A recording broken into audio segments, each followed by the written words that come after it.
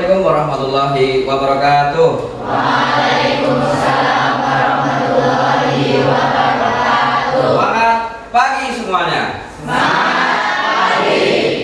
Ya, terima kasih. Salam dan bahagia untuk kita semua. Untuk kali ini kita sebelum mempraktikkan sebuah pembelajaran olahraga, saya juga ingin menyampaikan beberapa hal terkait dengan implementasi kurikulum mereka dan hasil atau diseminasi saya menjadi mengikuti program pendidikan guru penggerak, yaitu untuk budaya positif di kelas dan di sekolah atau di SMA Negeri Catur Rembang ini. Sudah kenal semua dengan saya Disnanto, guru PJOK kalian, dan saya juga hari ini akan mempresentasikan atau mendesimasikan budaya positif yang saya dapat dalam pendidikan program guru penggerak. Ya. Jadi saya ya.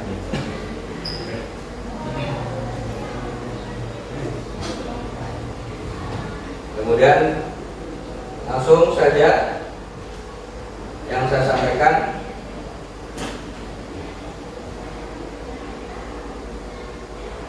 Kira-kira saya bertanya kepada Anda semua, siswa dan siswi atau murid dari SMA Negeri Rembang, setuju atau tidak setuju hukuman dapat mendisiplinkan anak?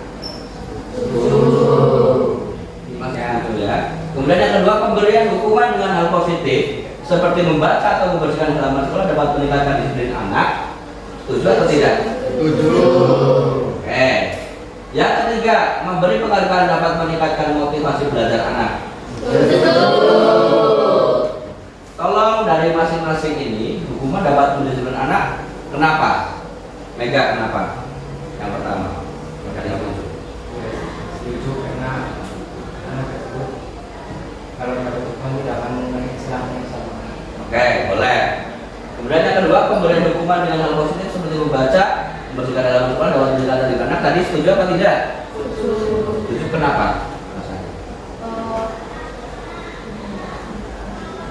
Bisa membuat anak menjadi cerita, terus pendekatan pada. Oke. Yang ketiga, memberi penghargaan dapat meningkatkan motivasi belajar anak. Setuju apa tidak?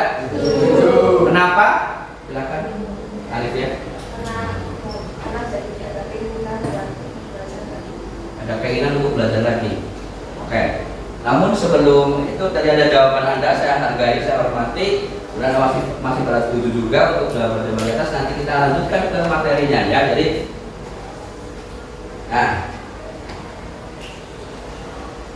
yang nanti akan kita sampaikan disiplin positif dan nilai-nilai kebajikan universal, teori motivasi, hukuman dan penghargaan, restitusi, kemudian keyakinan kelas, kebutuhan dasar manusia dan budaya berkualitas. Restitusi yaitu ada 5 kontrol, kemudian segitiga restitusi.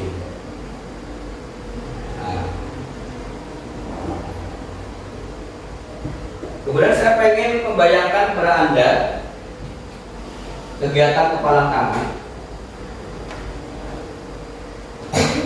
Carilah atau bayangkan saja kamu mengepal atau kertas kalian sobek sedikit, mungkin pegang, masukkan ke tangan, ya boleh ya, kepalkan tangan Anda atau pulpen Anda atau barang apapun pegang, enggak tanpa kertas, barang apapun kepal dan pegang erat. Bayangkan bahwa yang benda yang kamu pegang adalah benda yang sangat berharga bagi kamu. Ya. Kemudian sampingnya salah satu ini kan ada dua ya, satu baku. Yang satu saja yang mengepal, yang satu lagi membujuk, merayu sampai betul-betul boleh atau tidak boleh diberikan barang berharga itu kepada teman kamu sebelah. Salah satu saja. Silakan salah satu bisa yang mengepal, salah satu yang membujuk. membujuk, merayu, dan menginginkan benda itu. Dan padahal benda yang kamu pegang, bayangkan adalah itu adalah benda yang sangat berharga. Silahkan coba mulai. Saya kasih waktu 1 menit.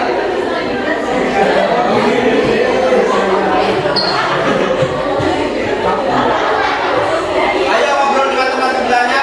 Bayangkan salah satu bertugas untuk memegang barang berharganya.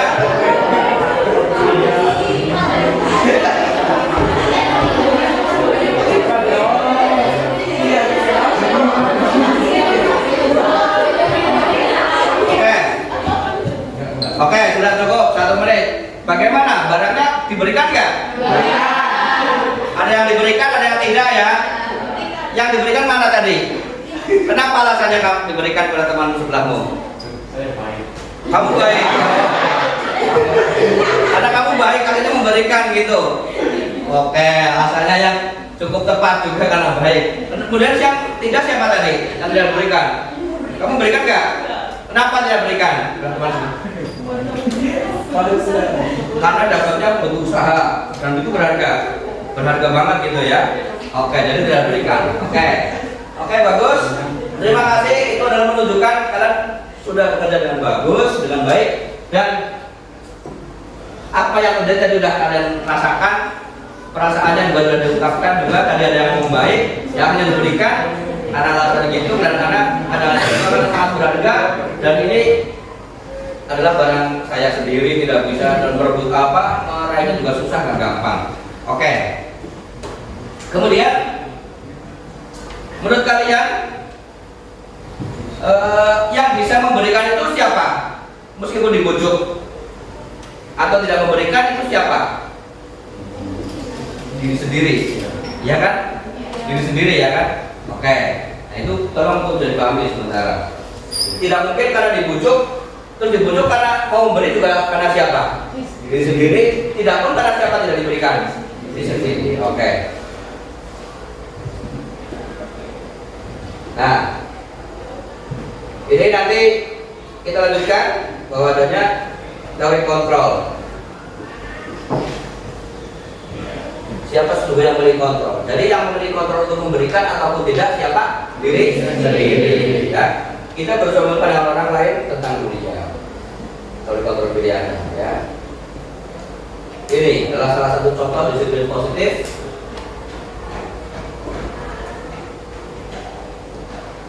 Bahwasanya disiplin positif teori kontrol pilihan dari Dr. William Glasser menyampaikan Anda tidak bisa mengontrol orang lain, hanya Anda yang bisa mengontrol diri Anda, ya kan? Ya. Kemudian sampai ke semua perilaku memiliki tujuan. Model berpikir menang-menang, win-win solution, maksudnya gitu ya. Bagi tidak ada yang dikalahkan, paham ya? Kemudian kolaborasi dan konsensus menciptakan pilihan-pilihan baru, dan realitas atau kebutuhan kita berbeda. Kita berusaha memahami pandangan orang lain tentang dunia. Setiap orang memiliki gambaran berbeda juga tentang dunia. Paham ya? Itu. Makna disiplin sampai kita turunkan adalah makna disiplin belajar kontrol diri dengan menggali potensi kita agar tercapai tujuan mulia, yaitu suatu menjadi seorang yang kita inginkan berdasarkan nilai-nilai yang kita hargai. Harus dipahami ya. Teori motivasi ada untuk menghindari hukuman, untuk mendapatkan imbalan, kemudian untuk menghargai diri sendiri, nilai-nilai kebahagiaan universal dan keyakinan kelas. Nah nanti kita lanjutkan dengan membuat keyakinan kelas setelah ini yang Anda sampaikan dulu. 5 posisi kontrol. Jadi ada seorang guru ataupun kalian aktif di organisasi, di OSIS maupun di pramuka misal, ada 5 posisi kontrol untuk setiap orang. Ya. Yang pertama penghukum, yang kedua pembuat rasa bersalah, yang ketiga teman, yang keempat pemantau, yang kelima manajer. Dan ada 5 kebutuhan dasar manusia, yaitu bertahan hidup, penguasaan, kasih sayang dan rasa diterima, kesenangan dan kebebasan. Ini 5 kebutuhan dasar manusia yang harus dipenuhi. Ketika salah satu tidak terpenuhi dari 5 kebutuhan dasar itu, pasti hidupnya kurang seimbang. Dan akhirnya melanggar, akhirnya melakukan kesalahan dan lain-lain. Cari perhatian bisa jadi seperti itu. Nah kita nanti bisa menggunakan yang namanya dari manajer kita menjadi 5 posisi orang dari manajer. Bapak Ibu guru nanti bisa menjadi segitiga restitusi, menstabilkan identitas, fondasi kebutuhan, dan menanyakan keyakinan. Paham ya? Itu dari segitiga restitusi. Itu lanjut. Ini dia makna disiplin sesungguhnya. Perhatikan, disiplin berasal dari bahasa Latin. Disiplin yang artinya adalah belajar. Makna asal dari kata ini berkonotasi dengan disiplin diri dari murid-murid Socrates dan Plato. Ya, disiplin diri membuat orang-orang menggali potensinya menuju dan sebuah tujuan apa yang dia hargai. Jadi kalau kalian merasa belajar itu berharga, pendidikan itu berharga, pasti akan kalian kerja sendiri dengan kesadaran, paham? Dengan mau belajar dan lain-lain. Bukan karena aturan, bukan karena apapun. Paham? Jadi balik sampai sini dibagi ya?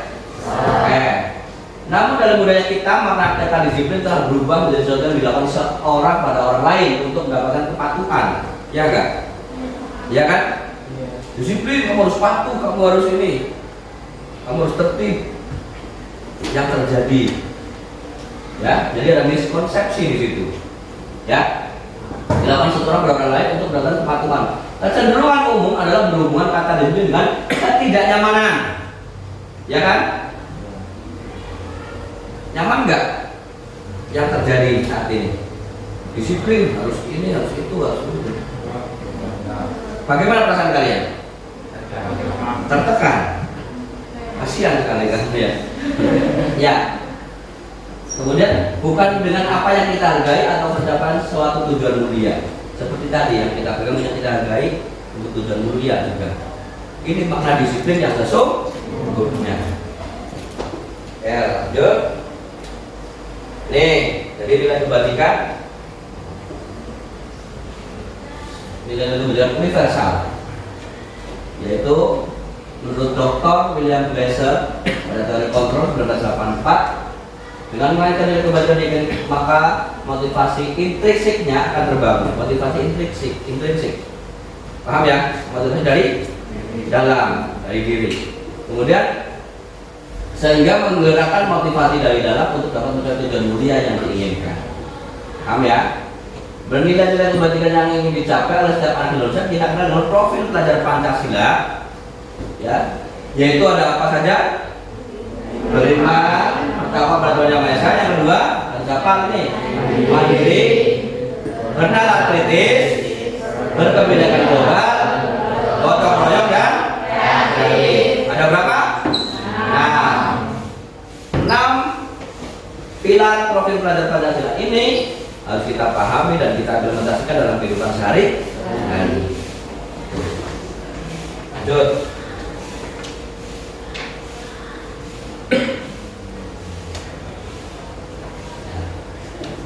Adalah ada teori motivasi perilaku manusia. Motivasi eksternal. Jadi ada motivasi internal, ada eksternal. Yang bagus yang mana kira-kira? Internal atau intrinsik ya. Motivasi eksternal yang pertama untuk menghindari ketidaknyamanan atau hukuman. Apa yang akan terjadi apabila saya tidak melakukannya? Itu contohnya ya.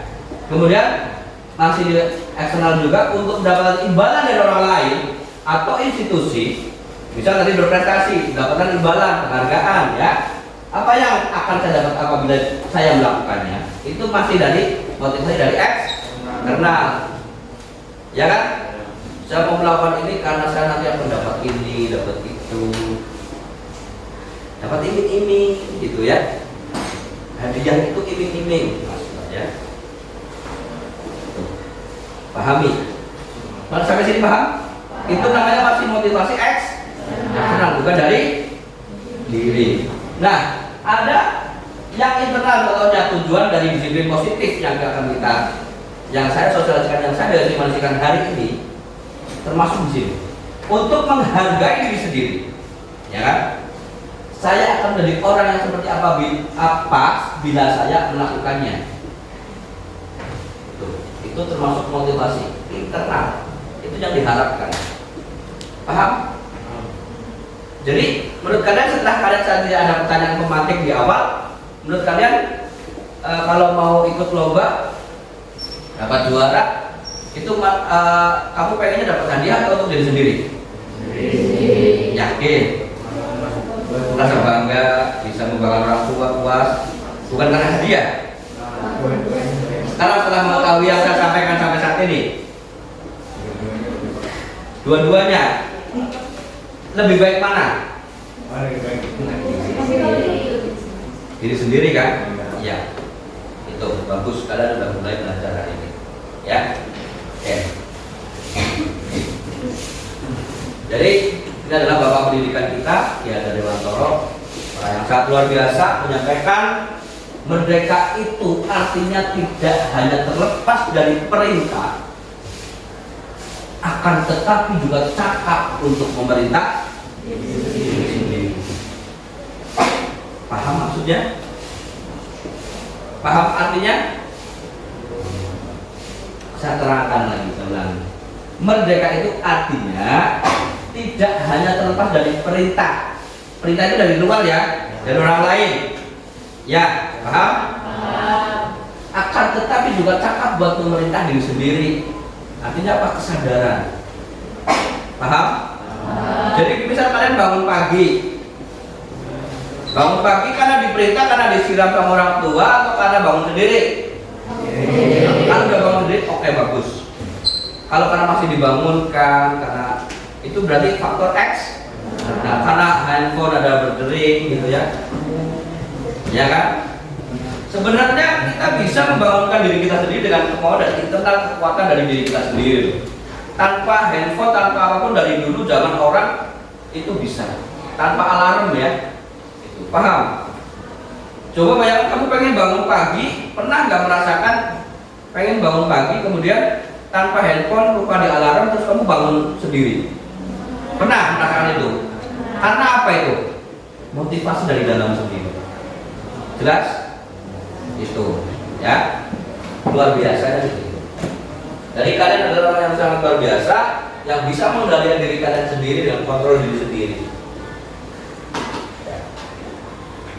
Ini saya terangkan. Jadi penghargaan itu menghukum siapa? Nah, dihukum penghargaan, bahwa penghargaan berlaku sama dengan hukuman. Dalam arti meminta atau membujuk seseorang melakukan sesuatu untuk membujuk suatu tujuan tertentu dari orang yang meminta atau membujuk berulang hal dan ada faktor ketergantungan. Pengaruh jangka pendek dan jangka panjang, penghargaan menghukum, penghargaan mengurangi kecepatan, penghargaan tidak efektif, penghargaan merusak hubungan. Iya Pak ya? Iya kan? Ya. Pernah merasakan? Nah, Pernah, kenapa? Pada saat apa? Boleh menceritakan pengalamannya Mega? Pernah, yang mana? Yang mana? Poin yang mana? itu merusak hubungan apa? Merusak hubungan. Bagaimana? Merusak hubungan apa itu maksudnya?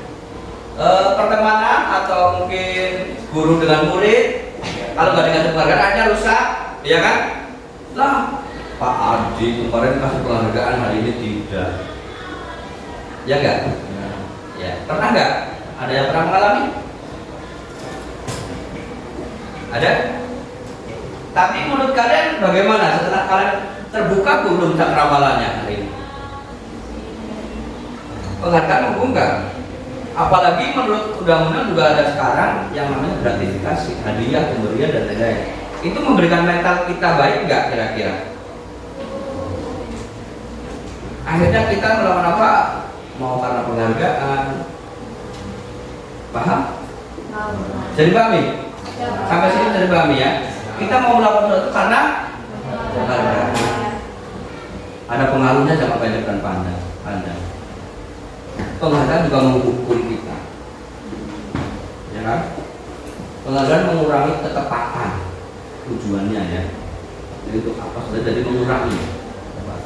Penghargaan tidak efektif dan pengaruh merusak hubungan. Itu tadi karena tadinya suka dikasih penghargaan terus jadi tidak. Hari ini atau lupa, sedang lupa, atau agak molor penghargaannya, apa yang timbul rasanya? Kecewa, ya kan? Ternyata saya tujuannya penghargaan. bukan untuk yang lain, untuk yang sebenarnya, benar-benar. Ya enggak sih? Ya kan? Lanjut. Nah, ini lanjut masih ada dari penghargaan.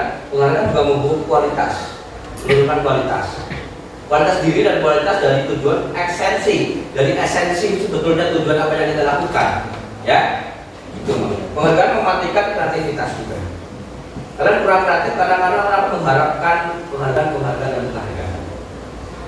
Ya, kemudian penghargaan mengurangi motivasi intrinsik. Ya, paham? Jelas? Oke. Lanjut. Ya. Jadi langsung saja untuk kita masuk ke restitusi. Restitusi adalah proses menciptakan kondisi bagi murid untuk memperbaiki kesalahan mereka sehingga mereka bisa kembali pada kelompok mereka dengan karakter yang lebih kuat. Restitusi adalah solusi dan bukan menghukum. Ya. Sebuah solusi untuk antara murid dan guru. Kemudian kalian dimanapun berada, ketika ada permasalahan bisa diselesaikan dengan restitusi. Ya. Restitusi juga merupakan proses kolaboratif yang mengajarkan murid mencapai solusi untuk masalah mereka, ya kan? Dan membantu murid berpikir tentang orang seperti apa yang mereka ingin mempunyai yang menjadi tujuan dunia, ya. Kemudian dan bagaimana mereka untuk melakukan orang lain. Ini namanya restitusi. Nah,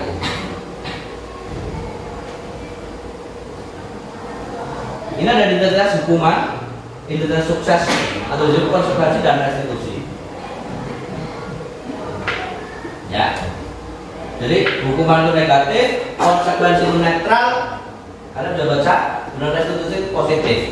Dan ketika selesai restitusi justru karakternya menjadi lebih kuat, menjadi lebih positif dan lebih baik. Ini bedanya antara hukuman, konsekuensi, dan restitusi. Paham? Ya. Saya lanjutkan.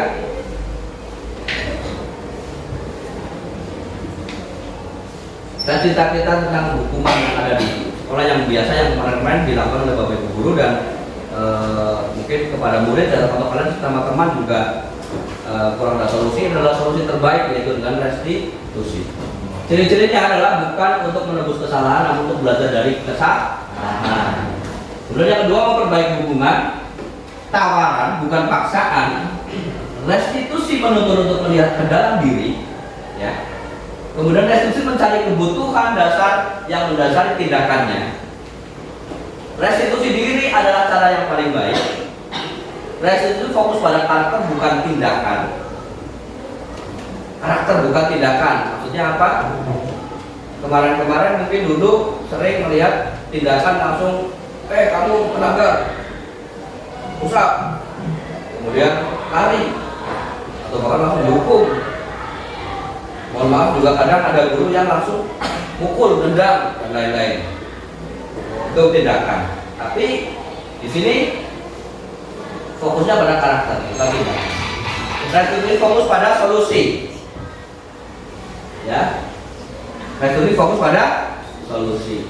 Restitusi mengembalikan murid yang berbuat salah pada kelompoknya. Jadi membuat kesalahan, jadi setelah dia berbuat kesalahan, misal dengan kelompoknya atau dengan teman, langsung kembali dengan teman lebih baik lagi. Itu namanya restitusi. Nah, ini akan saya terus gaungkan di SMA Negeri 1 Rembang. Kepada Bapak Ibu guru juga saya sampaikan. Biar tidak ada lagi hal yang tidak diinginkan dan semuanya segala sesuatunya langsung tumbuh dari dalam diri sendiri. Nanti saya contohkan videonya. Nanti kita buat keyakinan kelas juga. Mengapa tidak peraturan saja? Mengapa harus keyakinan kelas? Mengapa kita memiliki peraturan harus menggunakan helm bila mengendarai kendaraan roda 2? Ya, ini adalah pertanyaan-pertanyaan. Mengapa kita memiliki peraturan 3M? Menggunakan masker, mencuci tangan dan menjaga jarak 1,5 meter. Mengapa kita memiliki peraturan harus datang tepat waktu pada saat itu pelatihan atau pelajaran? Ya. Untuk mendukung motivasi intrinsik, kembali ke nilai-nilai atau keyakinan lebih menggerakkan seseorang dibandingkan mengikuti serangkaian peraturan. Paham? Bisa dipahami ya? Oke. Ini adalah pertanyaan-pertanyaan. Mengapa harus ada keyakinan dalam diri? Yang dimaksud keyakinan adalah keyakinan dalam diri. Paham ya? Oke. Nih, pentingnya keyakinan kelas. Dari peraturan kelas menjadi keyakinan kelas, menjadi lingkungan positif dan menjadi budaya positif. Indah bukan hidup seperti ini? Sekali. Ya kan? Iya.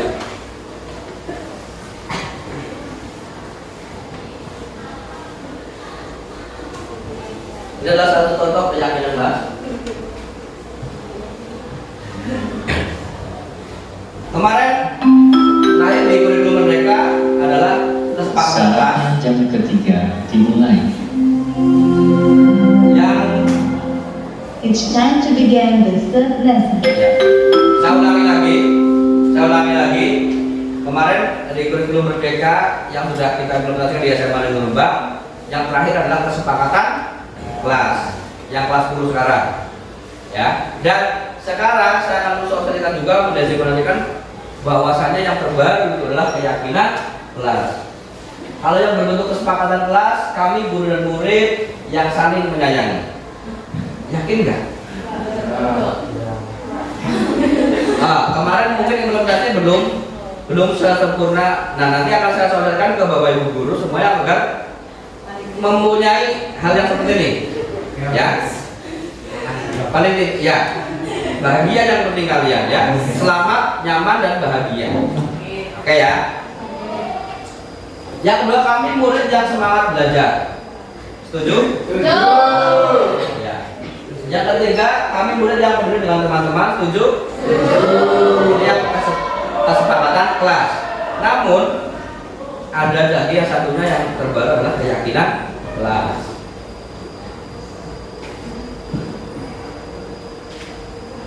Datang tepat waktu mengucapkan salam. Setuju? Setuju. Ya, menjaga kebersihan sekolah. Setuju? Setuju. Berdoa sebelum dan sudah kegiatan. Setuju. Cocok ya? Ya. Aktif dalam pembelajaran. Setuju? Cocok? Cocok. Setuju ya. Dan tertib. Setuju? Setuju. Ya. Ini adalah nama yang dari keyakinan kelas yang menjadi disepakati sebagai contoh. Ya. Meskipun ada beberapa hal yang kita belum setuju, kami guru dan murid yang saling menyayangi. Tadi ada guru yang belum setuju. Oke, saya pelan-pelan sambil mensosialisasikan ke Bapak Ibu guru juga. Ya, barangkali masih ada karena belum tersosialisasikan dengan secara penuh informasinya dan lain-lain. Nanti saya pelan-pelan tetap berusaha untuk kalian semua, yang penting kalian bisa selamat dan bahagia dan bisa mencapai cita-cita dengan baik. Kita juga dukung kalian. Dan yang diraih oleh diri sendiri, karena Bapak Ibu guru hanyalah fasilitator. Oke ya, hanya bisa menuntun kalian. Ini adalah satu bentuk tugasnya. Misal ada peraturan kemarin ya, selalu kembali buku tempatnya, dilarang mengganggu orang lain, hadir sekolah sebelum belajar dimulai. Ini adalah satu contoh sampai terakhir jangan diulangi di kelas atau koridor. Contoh peraturan. Tapi kalau bentuk namanya nanti keyakinan kelas, itu cukup seperti ini kata-katanya. Tanggung jawab. Ya.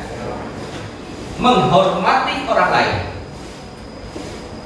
Ya, tidak ada apa harus begini, harus begini, harus begitu. Kalau peraturan seperti itu ya, mengharuskan, bersifat mengikat, kemudian memaksa, gitu kan? Jadi di sini sudah tidak ada dalam pendidikan, tidak ada paksaan lagi. Menghormati orang lain dan berkomitmen, ya, keselamatan, menghormati orang lain, kesehatan, ya, cukup seperti itu. Yakin akan kesehatan, mengetahui apa itu kesehatan dan meyakini, menghormati orang lain dan bersabar, keselamatan, keamanan. Itu adalah kata-kata keyakinan kelas yang kita pahami dan kita yakini dan perlu disepakati di kelas kita. Nanti tugasnya kepada kalian saya mohon tertempel di dinding. Selain ada struktur, ada peraturan yang sudah ditempel, tolong peraturan nanti sudah dilepas. Untuk kelas siapa di sini? Tolong peraturannya dilepas saja. Sudah kurang relevan untuk hari ini. Bentuk kesepakatan atau keyakinan kelas yang disepakati. Contoh kata-katanya itu. Bisa? Minggu depan atau ini saya kasih waktu mungkin 1 minggu biar untuk berembuk kalian memahami apa itu keyakinan kelas. Ya. Setelah saya berikan keyakinan kelas, langsung tolong pengurus kelas membuat kesepakatan bersama di kelas. Baik dengan antar teman dulu di kelas dan dengan Bapak Ibu guru. Sampaikan saja ke wali kelasnya siapa?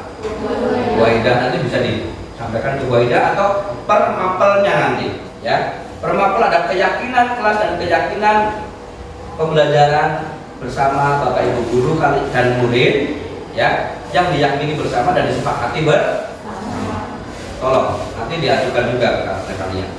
Karena saya mendefinisikan ini, desain ini, biar kita terwujud nanti meskipun di sekolah kita sudah ada budaya positif yang sudah ada kita perkuat, yang belum kita adakan, dan nantinya betul-betul kita selalu upgrade dan update tentang informasi serta budaya positif dan terjalin betul di SMA Negeri Satu Terbang yang kita cintai. Paham ya? Oke, lanjut. Nah, ini adalah kebutuhan dasar manusia yang harus kita penuhi. Kasih sayang dan rasa diterima butuh? Ya. Penguasaan butuh? Kebebasan butuh? Kesenangan atau kebahagiaan butuh? Bertahan hidup butuh nggak? Makan minum? Ya. Biasanya anak-anak yang atau peserta didik atau murid yang kurang memahami atau bahkan ada yang pelanggaran, masih ada pelanggaran yang sepertinya udah ada kesepakatan nih ya, bisa kok masih ada anak yang melanggar. Saya berkeyakinan atau kita semua karena kebutuhan dasar hidupnya belum terpenuhi, ada yang belum terpenuhi. Maka dari itu yuk kita penuhi kebutuhan dasar kita sebagai manusia, ya. Jangan sampai kalian tidak dapat kasih sayang. Jangan sampai kalian tidak dapat penguasaan tadi apa yang benda kalian. Kekuasaan ada di tangan siapa coba? Sendiri. Ya. Mau diberikan atau tidak oleh siapa? Sendiri. Ya, itu adalah penguasaan. Kalian bisa ya kalau itu ya. Kemudian kebebasan. Merasa bebas nggak di sini? Ya. Nah, kalau tidak bebas, bagaimana kita bisa tetap bertanggung jawab dengan kebebasan kita itu? Paham ya? Kemudian merasa sudah bahagia apa belum kalian? Atau masih ada kurang kebahagiaan? Masih ada yang kurang, harus dipenuhi. Kemudian bertahan hidup, jangan sampai melanggar saat pelajaran kok ke kantin karena kelaparan, tidak sarapan. Berarti bagaimana cara mensiasati kalian yang tidak kelaparan? Itu. Yang tahu siapa solusinya? Sendiri ya? Ya bagus. Berarti kalau sudah mulai memahami. Ya. Oke, saya kira itu. Saya langsung sampaikan ke Anda untuk video pembelajarannya. Jadi ada video yang akan saya tampilkan. Contoh-contoh. Ini adalah penerapan segitiga SD. Kursi.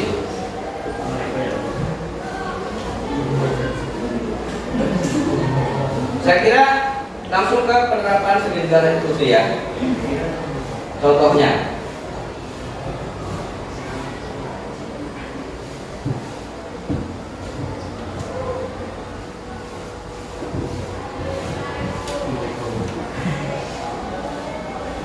Tadi di media budaya C.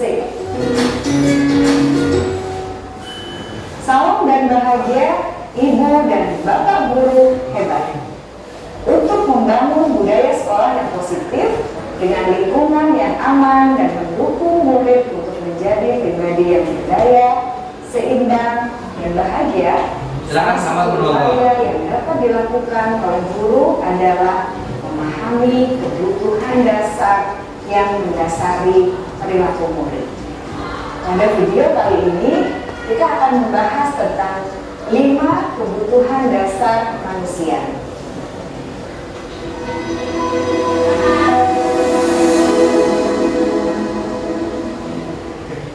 Ki Hajar Dewantara dalam salah satu kutipannya menyatakan, kita ambil contoh perbandingannya dengan hidup tumbuh-tumbuhan. Seorang petani dalam hakikatnya sama kewajibannya dengan seorang pendidik yang menanam padi misalnya. Hanya dapat menuntun tumbuhnya padi. Ia dapat memperbaiki kondisi tanah, memelihara tanaman padi, memberi pupuk dan air, membasmi ulat-ulat atau jamur-jamur yang mengganggu hidup tanaman padi, dan lain sebagainya. Ketika guru memahami kebutuhan apa yang mendasari perilaku murid, dan guru berusaha menuntun dan mendukung murid dalam memenuhi kebutuhannya secara positif, pada hakikatnya guru tersebut ibarat seorang petani yang sedang berusaha memahami kebutuhan masing-masing tanaman. Ia berusaha memenuhi kebutuhan tanaman tersebut yang dapat tumbuh dengan subur dan maksimal. Dr. William Glasser, seorang psikiater dari Amerika Serikat, menyatakan bahwa seluruh tindakan manusia memiliki tujuan tertentu, yaitu memenuhi kebutuhan dasarnya. Ketika kelima kebutuhan dasar telah terpenuhi secara memadai, maka murid akan tumbuh dengan seimbang dan bahagia. Sebaliknya, jika kebutuhan dasar tidak terpenuhi dengan baik, maka seseorang akan mengalami emosi negatif, bosan, sedih, dan kecewa. Bahkan mereka dapat melakukan perbuatan yang bertentangan dengan nilai-nilai kebajikan atau melanggar peraturan. Dengan kata lain, perilaku buruk seseorang biasanya adalah respons dari kebutuhan yang tidak terpenuhi.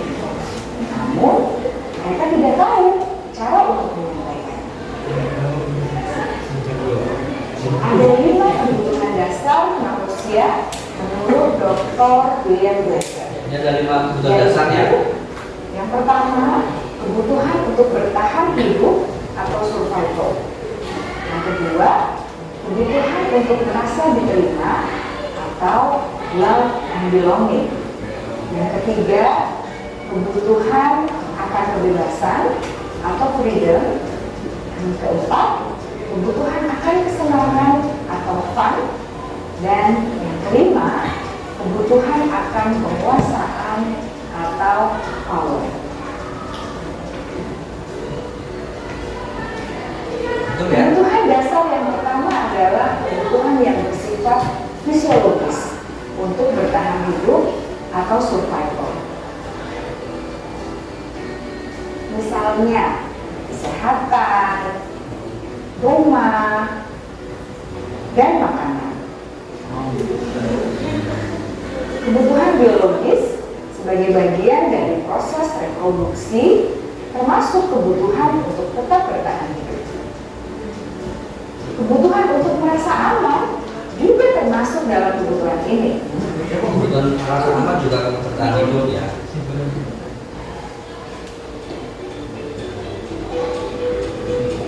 Agar murid dapat belajar dengan baik, kebutuhan mereka akan merasa aman, pangan, sandang, dan papan harus terpenuhi. Bagaimana mungkin mereka dapat belajar dengan baik bila mereka datang ke sekolah dengan perut yang lapar atau bila rumah mereka kebanjiran?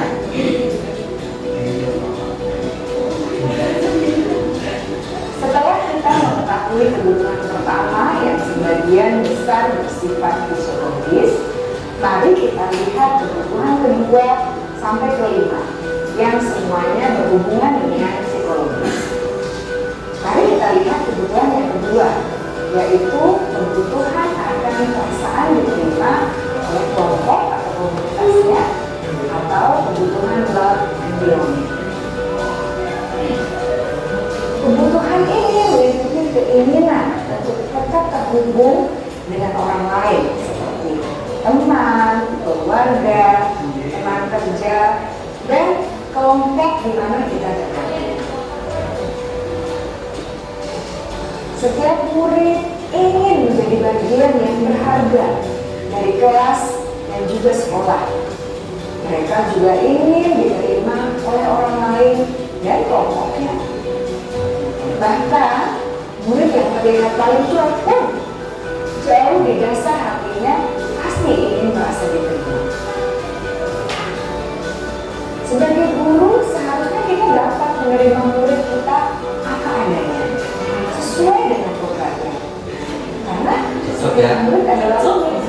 Mereka memiliki kekuatannya masing-masing, sehingga guru seharusnya bisa menciptakan kesempatan untuk murid kolaborasi dan memiliki kedekatan emosi saling mengenal. Murid-murid yang memiliki kebutuhan yang besar untuk merasa diterima, biasanya mereka belajar karena suka pada gurunya. Mereka juga suka bekerja dalam kelompok. Kebutuhan yang ketiga adalah kebutuhan akan kebebasan, kebutuhan membuat pilihan. Murid harus diberi kesempatan untuk membuat pilihan dan bertanggung jawab atas pilihan yang mereka telah ambil. Memberi mereka kebebasan bukan berarti membiarkan mereka melakukan apa saja yang mereka mau, bahkan lebih memberi mereka kesempatan untuk membuat pilihan, menyuarakan pendapat mereka dengan percaya diri, dan memberi mereka kesempatan untuk mencoba hal-hal yang baru. Pembelajaran dengan metode yang beragam dan menarik juga akan memenuhi kebutuhan murid tentang kebebasan ini. Pembelajaran berdiferensiasi, di mana guru menyediakan beberapa jenis tugas yang bisa dipilih oleh murid sesuai dengan mereka, sangat baik untuk mengembangkan murid menjadi lebih mandiri dan memiliki motivasi internal. Karena kebutuhan akan kebebasan pada dasarnya adalah kebutuhan untuk mandiri, memiliki otonomi, memiliki pilihan, dan mampu mengendalikan arah hidupnya sendiri.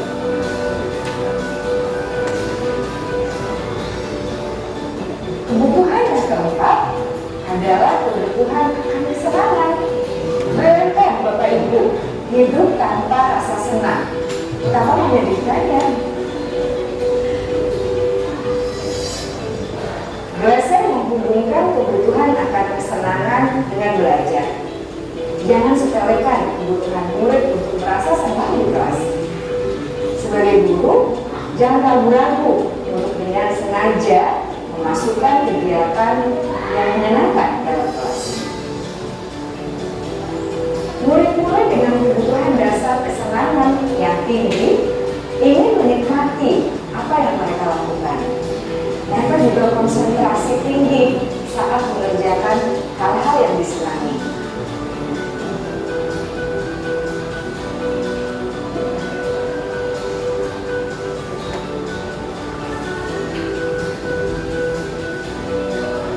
Kebutuhan yang kelima adalah kebutuhan akan penguasaan. Setiap murid memiliki kebutuhan untuk merasa kompeten, menjadi terampil, diakui pencapaian dan keterampilannya, didengarkan, bisa membuat dampak dan pengaruh, dan memiliki rasa harga diri. Mereka sebaiknya diberi kesempatan untuk membuat keputusan tentang hal-hal yang penting dalam hidupnya dan tidak merasa dikontrol oleh sistem sekolah.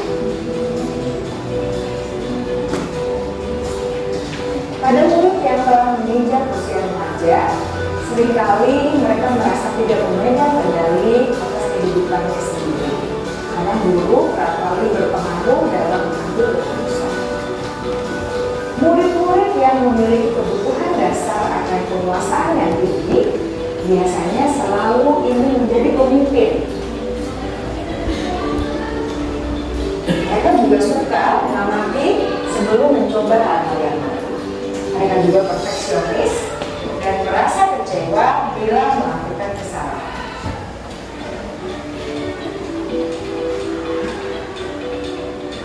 Ibu dan bapak guru sangatlah penting bagi kita untuk mengetahui kebutuhan dasar murid-murid agar kita memahami alasan dibalik sikap dan tingkah laku mereka. Bila murid berperilaku buruk atau melanggar peraturan sehingga tindakannya tidak sesuai dengan nilai-nilai kewajiban, maka guru harus mencari tahu alasan yang mendasari tindakan tersebut dan kebutuhan apa yang belum terpenuhi. Melalui percakapan dengan guru dalam pendekatan disiplin positif, murid dapat diajak untuk bersikap efektif dalam mengenali kebutuhan-kebutuhan yang berusaha mereka penuhi dan mendasari tindakan mereka. Jika guru mengabaikan perilaku murid, maka perilaku tersebut akan berpengaruh pada suasana kelas yang kurang kondusif dan akan berpengaruh pada tujuan dari pendidikan itu sendiri. Ibu bapak guru hebat, mari kita menjadi guru yang lebih baik dengan memahami kebutuhan dasar murid-murid kita dan senantiasa membimbing mereka untuk menjadi pribadi yang berdaya, seimbang, dan bahagia. Salam dan bahagia, ibu dan bapak guru hebat. Setuju ya?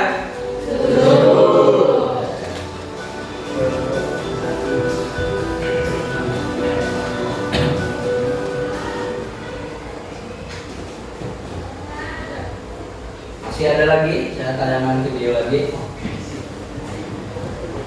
Inilah contoh 5 posisi kontrol guru dan persikapan terhadap muridnya ya.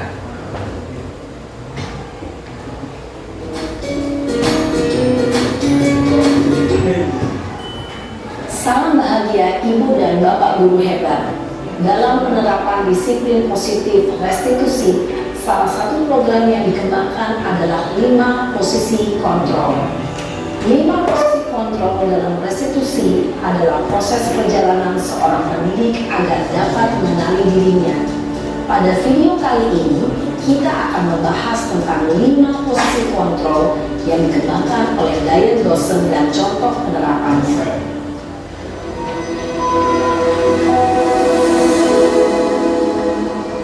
Mereka belajar dan berkata. 5 posisi kontrol itu adalah 1. Posisi penghukum. 2. Posisi pembuat merasa bersalah. 3. Posisi teman. 4. Posisi pemantau atau monitor. Dan 5. Posisi manajer. Untuk lebih memahami kelima posisi tersebut, mari kita saksikan kasus Naren yang terlambat hadir 20 menit di sekolah dan melihat bagaimana kelima posisi kontrol dalam menghadapi masalah tersebut.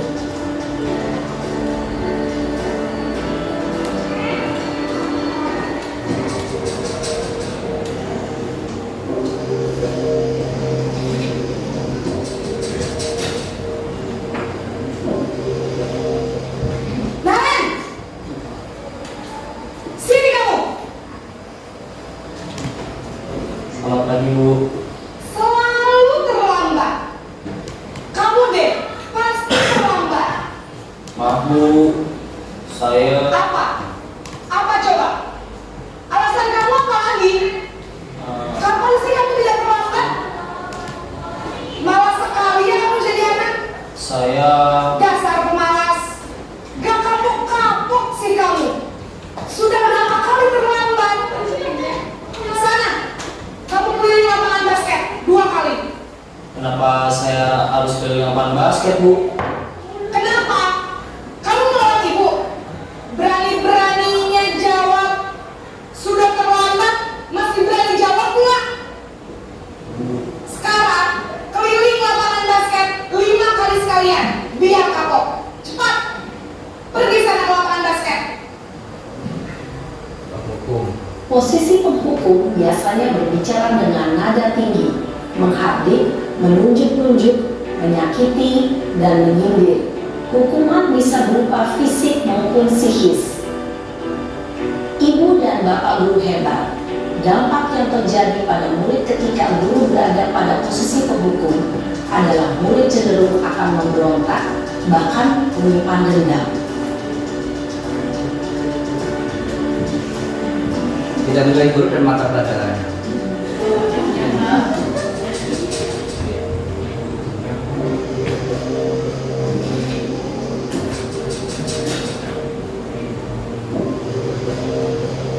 Naren!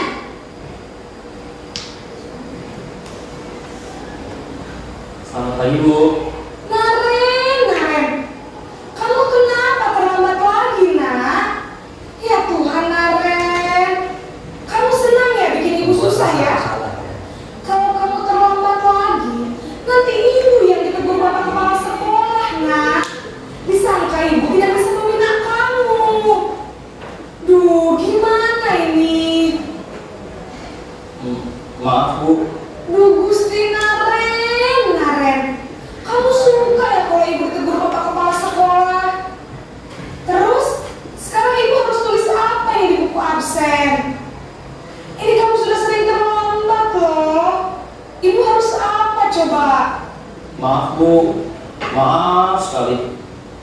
Ya sudah, lain kali jangan bikin ibu susah lagi ya nak ya. Ibu tidak akan kuat lagi kalau kamu begini terus. Bisa jantungan kalau ibu tegur bapak kepala sekolah. Sana cepat ke kelas. Maaf ya, Bu. Maaf sekali. Inilah contoh orang guru yang membuat Posisi membuat rasa bersalah, berbicara dengan nada tenang, cenderung lembut.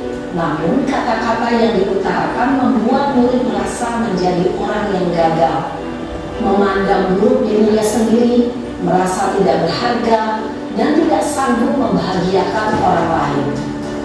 Ketika guru mengambil posisi pembuat rasa bersalah, murid akan menganggap dirinya yang bersalah dan ia akan menyimpan emosi negatif tersebut di dalam dirinya.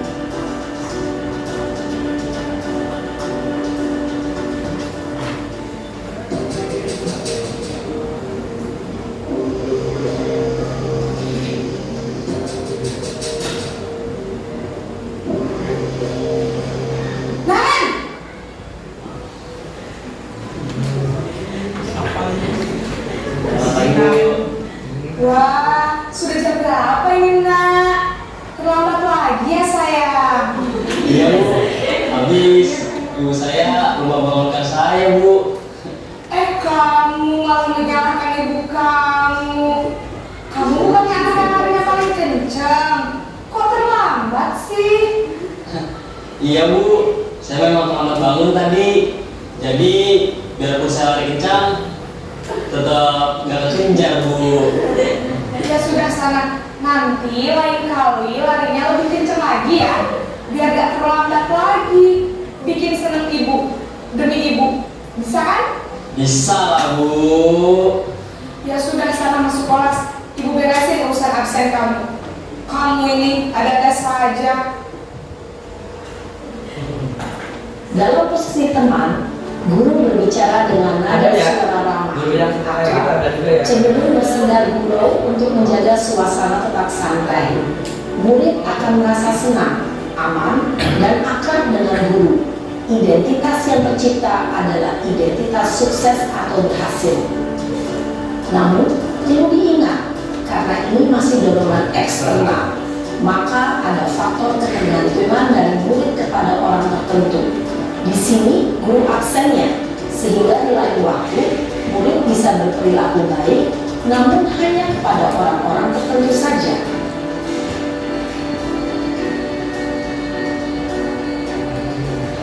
Posisi sama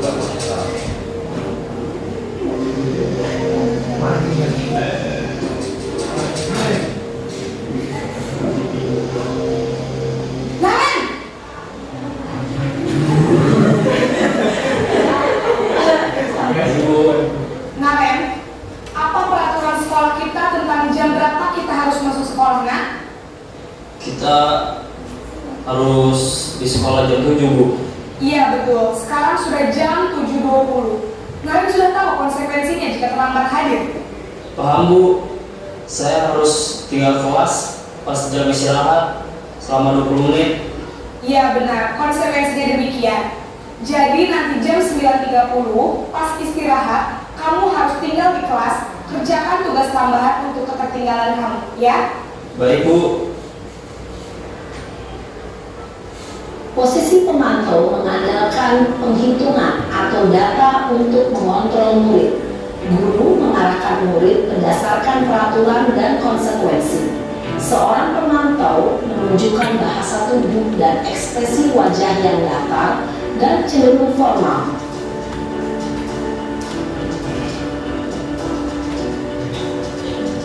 Kita bandingkan dengan dari 4 dari yang manajer.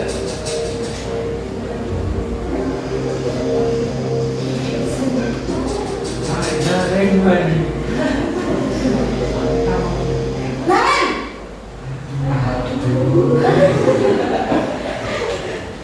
Selamat pagi, Bu. Selamat pagi Naren. Maaf, Bu. Saya terlambat. Iya, sekolah masuknya jam 7, sekarang sudah jam 7.20. Jadi sekarang bagaimana ini Naren? Maaf, Bu. Saya lupa setel alarm saya semalam. Baiklah, menurut kamu, keyakinan sekolah yang mana yang perlu kamu tingkatkan? Menghargai diri sendiri dan orang lain mungkin ya, Bu. Setuju. Jadi, apakah Naren meyakini prinsip saling menghormati tersebut? Iya, Bu. Saya meyakininya. Apakah Naren bersedia memperbaiki masalah keterlambatan ini? Bersedia, Bu. Bagaimana kamu akan perbaiki masalah keterlambatan ini?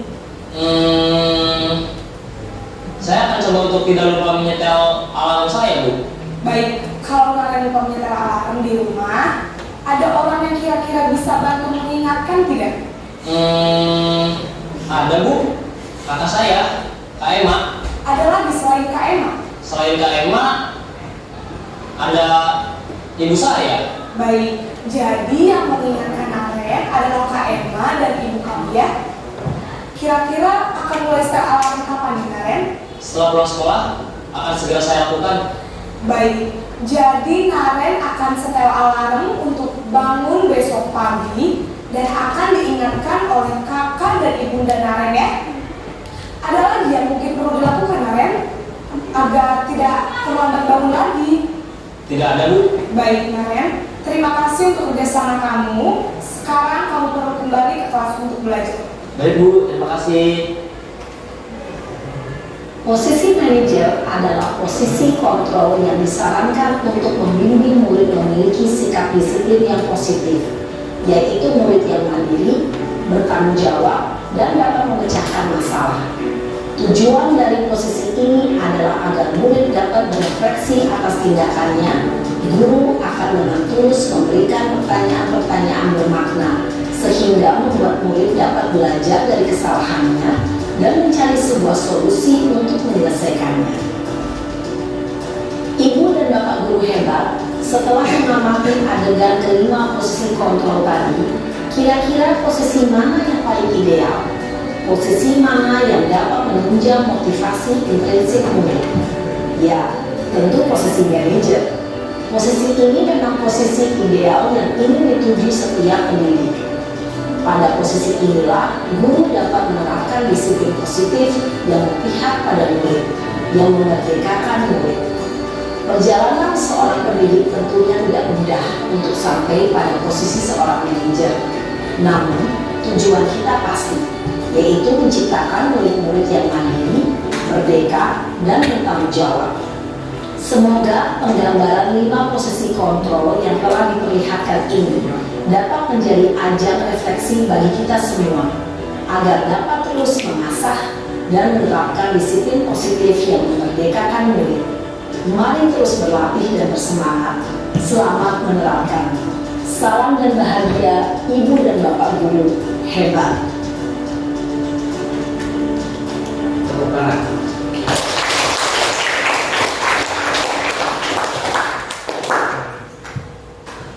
Oke.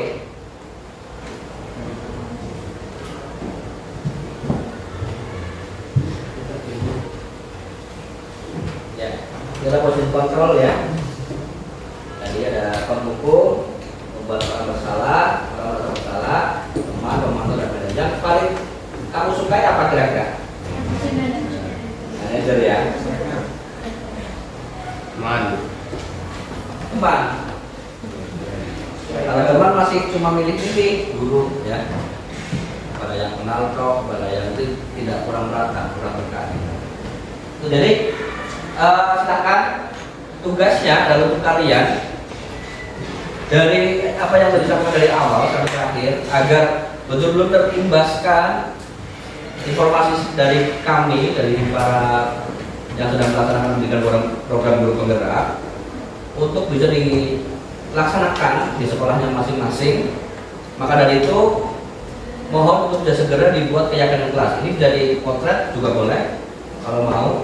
Silakan kata-kata yang ini ada salah satu ketua kelas pemotret, kemudian nanti langsung segera dibuat. Hari ini juga kalau bisa langsung dibuat dan bisa dilaksanakan mulai besok hari. Bisa ya? Kira-kira cocok ya? Cocok dan bisa untuk siapa pengendali yang terbaik untuk kita sendiri? Siapa? Diri sendiri. Oke, itu saja. Terima kasih. Tugasnya silakan dikerjakan untuk keyakinan kelas. Kesepakatan kita pada saat pembelajaran juga untuk saya ajukan ke Anda semua. Yang pertama, bertanggung jawab, ya. Kemudian datang ke sekolah, memakai kaos olahraga, kemudian datang ke sekolah atau masuk pelajaran sebelum sudah dipersiapkan alat-alat dan lain-lain. Ya, kalimatnya redaksinya kurang lebih seperti itu. Nanti tolong kita buat kesepakatan itu bersama. Itu ya. Untuk keyakinan kelas dengan Anda satu kelas. Ini ya. Jadi yang piket, kemudian yang dan lain-lain itu ada tanggung jawab. Jadi kata-katanya menggunakan kata-kata ini. Bertanggung jawab, menghormati orang lain, komitmen, keselamatan, kesehatan, itu. Menggunakan kata-kata itu. Ditambahi 2 kata atau 1 kata lagi tidak apa-apa. Gitu ya. Itu saja, terima kasih. Saya kira itu diseminasi dari saya, diseminasi ini dalam program pendidikan guru penggerak saya yang akan saya saudarakan terus ke kelas-kelas, ke semua yang saya ajar sementara. Kemudian saya pelan-pelan juga ke Bapak Ibu guru. Saya sampaikan, tenang saja ya. Karena nanti mudah-mudahan yang penting bisa selamat dan bahagia. Namun berkarakter kemudian dan bertanggung jawab dengan apa pilihan kalian sendiri juga. Itu ya. Dan murid betul-betul merdeka belajar. Itu saja. Terima kasih. Ada pertanyaan? Kalau tidak ada pertanyaan, terima kasih dari saya. Kurang lebihnya mohon maaf. Bila tidak, assalamualaikum warahmatullahi wabarakatuh. Salam dan bahagia.